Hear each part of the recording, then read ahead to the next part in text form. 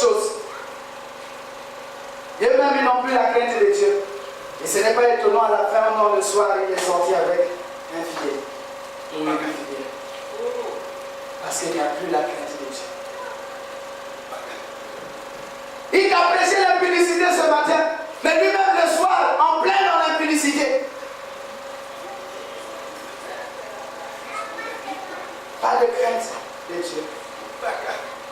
Il vous parle de Dieu le matin et le soir, il sert son Dieu à lui. C'est pourquoi faites attention. Il faut éprouver les esprits. Qui doit te conduire? Qui doit te conduire? Alléluia.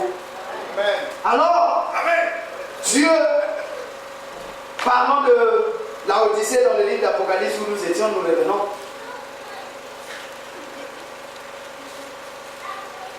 Parlant de la Odyssée, il dit,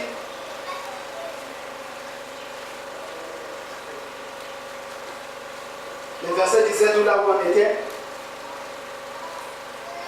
il dit, je suis riche, je me suis enrichi et je n'ai besoin de rien.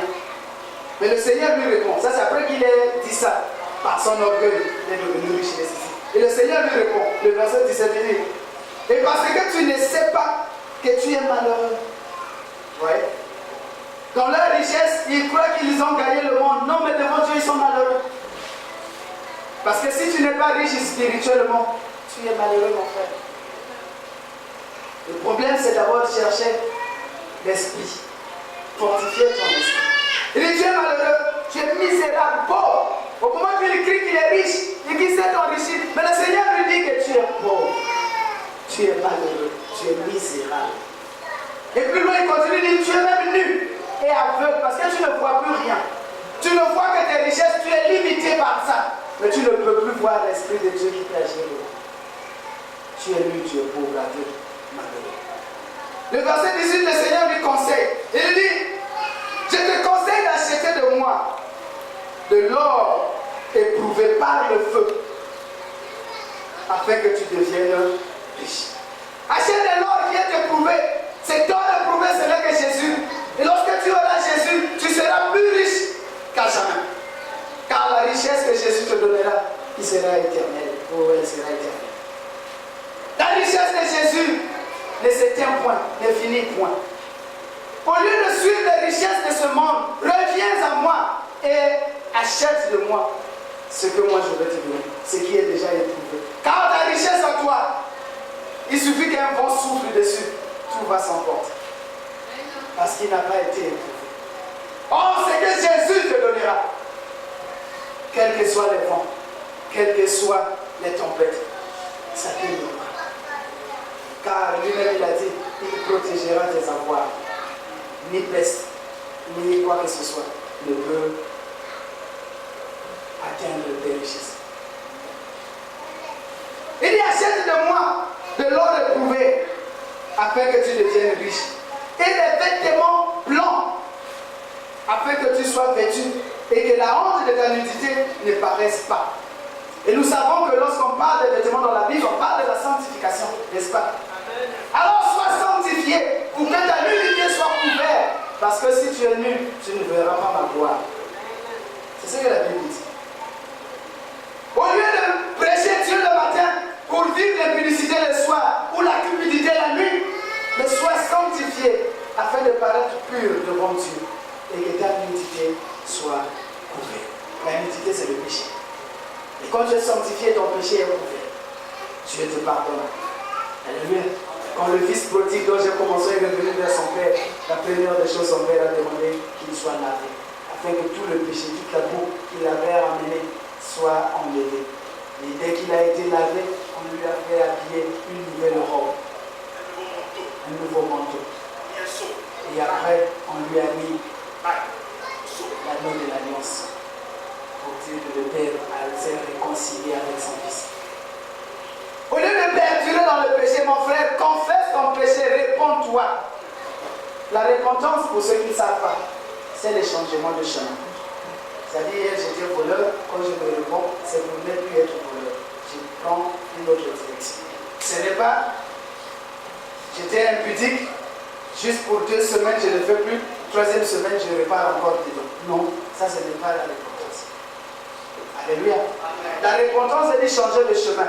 Je partais à gauche, j'ai trouvé un obstacle là-bas, ou bien on m'a pressé pas bon, je dois revenir sur mes pas et prendre un nouveau chemin, une nouvelle direction. Je n'irai plus à gauche, j'irai à droite.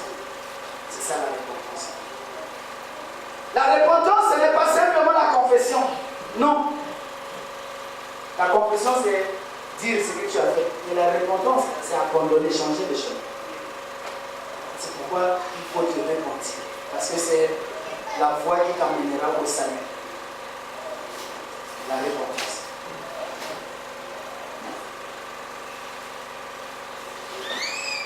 Et des vêtements blancs afin que tu sois vêtu et que la honte de ta nudité ne paraisse pas. Et un collier pour oindre tes yeux afin que tu vois. Parce que tu étais devenu aveugle. Achète-moi un collier pour oindre tes yeux pour que tu puisses voir. Achète-moi une nouvelle révélation. Alléluia. Tu n'es plus révélé. Les messages sont devenus caducs. Il n'y a plus de vraiment dans tes messages. Parce que Dieu ne te parle plus. Tu n'es plus révélé. Achète-moi un collier nouveau. Afin que tu voies encore à nouveau. Afin que tu arrives à discerner les choses. Et que tu sois révélé. C'est ce que le Seigneur conseille à Laodicée. Dans le livre de 2 Timothée. Je vous donne ce verset, j'ai permis aujourd'hui qu'on le lise comme ça. C'est pour que vous repartez lire ces choses à la maison. Par l'aide du Saint-Esprit, que vous soyez éclairés. Mieux que ce que vous entendez ce matin. Le livre de 2 Timothée au chapitre 4. Je commence toujours à partir du premier verset, on va aller jusqu'au 4e. Je t'en conjure devant Dieu. 2 Timothée, j'ai dit. 2 Timothée chapitre 4, à partir du premier verset. Je t'en conjure devant Dieu et devant Jésus-Christ, qui doit juger les vivants et les morts, et au nom de son avènement et de son royaume. Prêche la parole, insiste en toute occasion, favorable ou non, reprend, censure, exhorte, avec toute douceur et en instruisant. Car il viendra un temps où les hommes ne supporteront pas la saine doctrine, mais ayant la démangeaison d'entendre des choses agréables. C'est dans ce temps-là que nous vivons aujourd'hui. Les gens ne supportent plus entendre la vraie doctrine, la vraie vérité. Et comme vous leur enseignez la vraie doctrine, ils sortent pour aller critiquer ça. Ils sortent pour aller critiquer ça. Parce qu'ils ont voulu entendre de vous, recevez. Reçois la voiture, reçois le visa, reçois ton mariage, reçois ton argent, reçois tes bénédictions. Les hommes aiment entendre ça aujourd'hui. Et quand vous leur dites, ce n'est pas ça, voici la vérité, c'est Jésus, ils sortent pour aller vous critiquer. Les gens ne supportent plus la sainte doctrine aujourd'hui. Ils se donneront une foule de docteurs selon leur propre désir. Plein d'enseignants aujourd'hui. Mais qui enseigne quoi? Ce qu'eux ils pensent être vrai. Mais au lieu d'enseigner ce que les Écritures nous demandent d'enseigner. Détourneront l'oreille de la vérité et se tourneront vers les fables. C'est surtout sur là que je vais m'appesantir. Vous savez les fables, hein, pour ceux qui font littérature ou théâtre, je ne sais pas. Les fables, c'est comme des contes. Or, vous allez remarquer, nombreux enseignent aujourd'hui sur ces histoires-là, sur des fables, des contes. Suivez la télé, écoutez la radio, vous allez distinguer. Sur des contes. Qu'est-ce qu'ils font? Ils prennent une histoire passée ou une histoire biblique. Alors, ils essaient de rattacher ça à la situation actuelle et pour vous le présenter comme message. Et en insistant sur un point, la sorcellerie, l'envoûtement, le blocage. Faites attention, suivez bien les prédications et vous allez remarquer ça. On est en train de prêcher plus sur les fables aujourd'hui que de prêcher sur la révélation. C'est pourquoi beaucoup de messages n'ont plus de débat, n'ont plus de vie. Trop d'histoires. On va prendre l'histoire d'Esther, on va prendre l'histoire de Naomi, on va prendre l'histoire de Rebecca, on va prendre l'histoire je ne sais pas de qui. Mais à l'intérieur d'une d'une manière ou d'une autre, on cherchera toujours à vous ressortir le blocage. Donc, écoutez-moi, la sorcellerie. Donc, pour dire qu'on est toujours bloqué. On est toujours lié. On est toujours confiné. Alors que Christ nous a libérés. Christ nous a rachetés. Christ a payé le prix. Il a dit, même l'acte qui te condamnait, des ordonnances qui te condamnaient, lui il a brisé. Il a déchiré. Tu es devenu. Mais on nous ramène toujours. Non.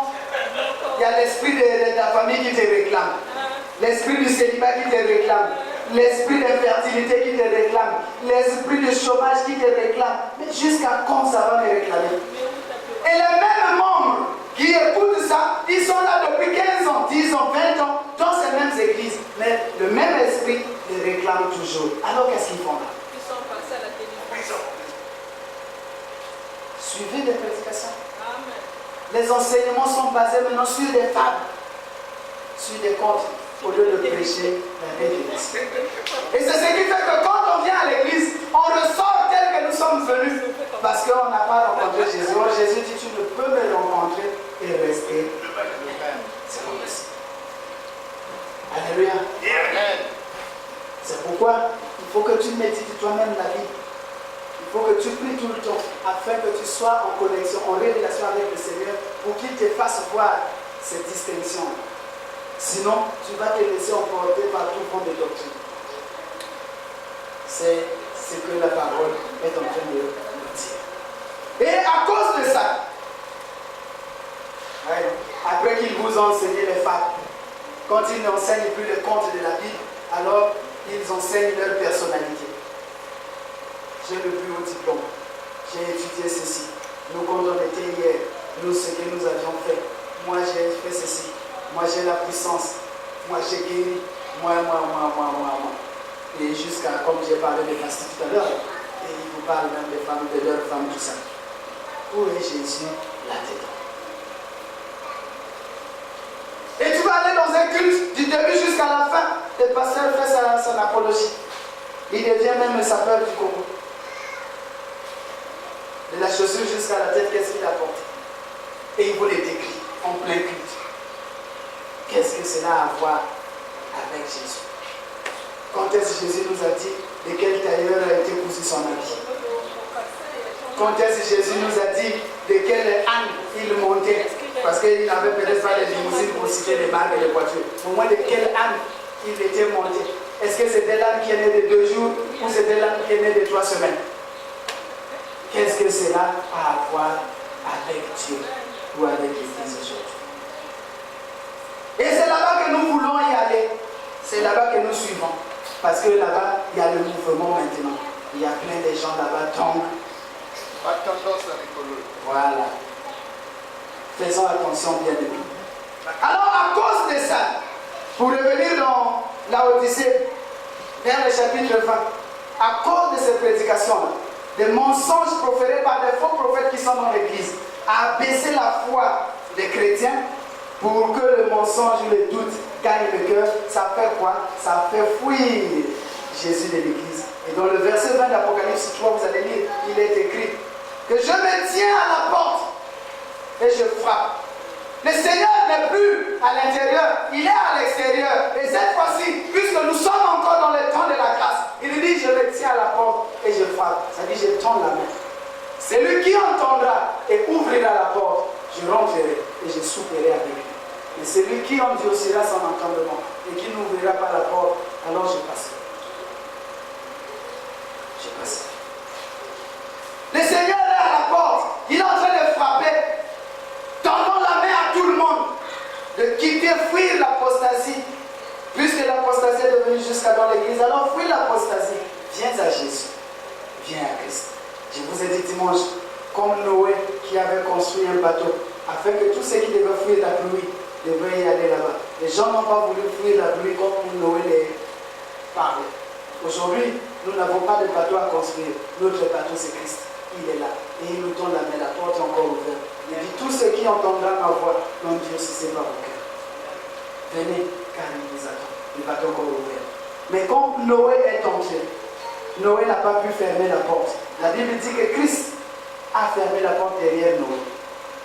Et lorsque la pluie a commencé, parce que les gens commençaient à se moquer de Noé, parce que quand il est rentré, le bateau a été fermé. Noé restait 7 jours encore là dans le bateau, sans qu'il n'ait aucune goutte de pluie. Les gens se sont moqués de Noé. Ah, tu es devenu fou, tu es fou, voilà, voilà. Et 7 jours après, la pluie a commencé. Les gens ont pris ça comme de la blague. Parce que ça commence toujours petit à petit, goutte par jour, après. Les gens trouvaient que c'était maintenant interminable. L'eau commençait à monter.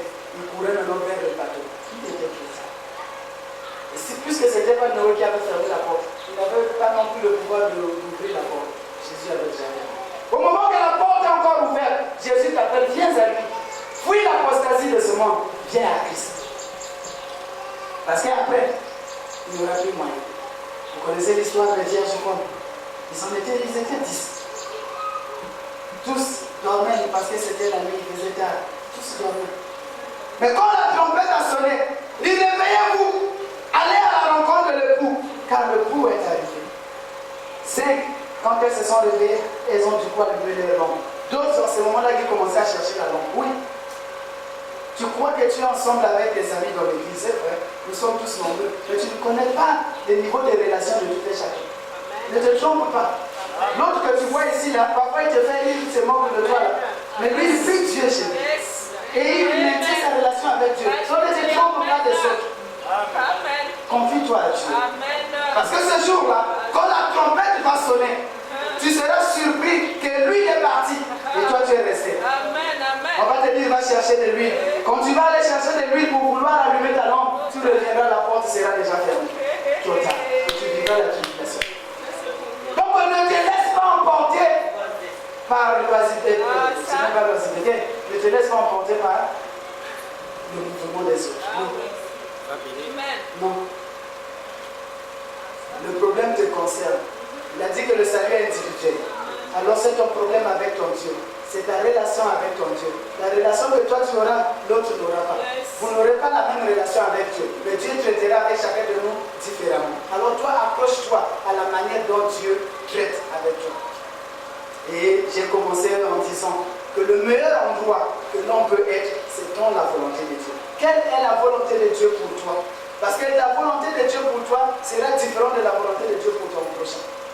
Donc vous n'aurez pas la même chose. Alors ne te confie pas ou ne suis pas l'autre. Ça marche avec Dieu. Ça c'est lui avec son Dieu. Toi, qu'est-ce que Dieu te demande de faire pour lui? Les temps sont mauvais. Les jours sont mauvais. Alors fais gaffe. Fais attention. Tu risques d'être surpris comme les 5 autres femmes vierges qu'on appelait folles. Et les autres qui sont partis, on les appelait sages. Es-tu sage aujourd'hui ou tu es folle? Alors commence à prendre au sérieux ta vie. Commence à regarder là où ça ne va pas et conforme-toi. Parce que tu ne sais pas. J'ai l'habitude de dire, la Bible nous dit que le Seigneur reviendra comme un voleur. C'est vrai. On ne sait pas quand. Mais moi j'ai l'habitude de dire, toi tu peux quitter ce monde comme un voleur. Tu ne sais pas. Parce que tu ne sais pas quand est-ce que tu vas mourir. Tu ne sais pas quand est-ce que tu vas partir.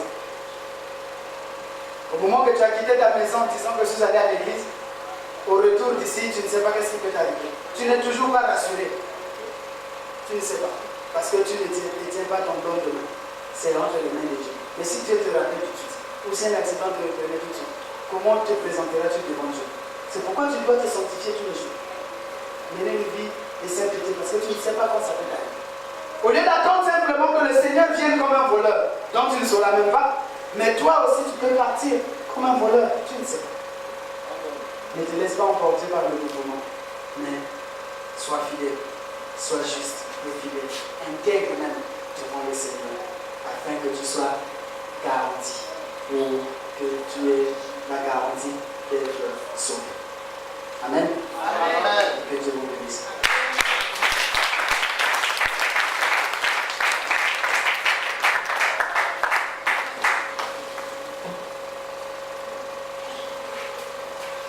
Après avoir entendu ces paroles, tu vas élever ta voix pour dire merci à Dieu.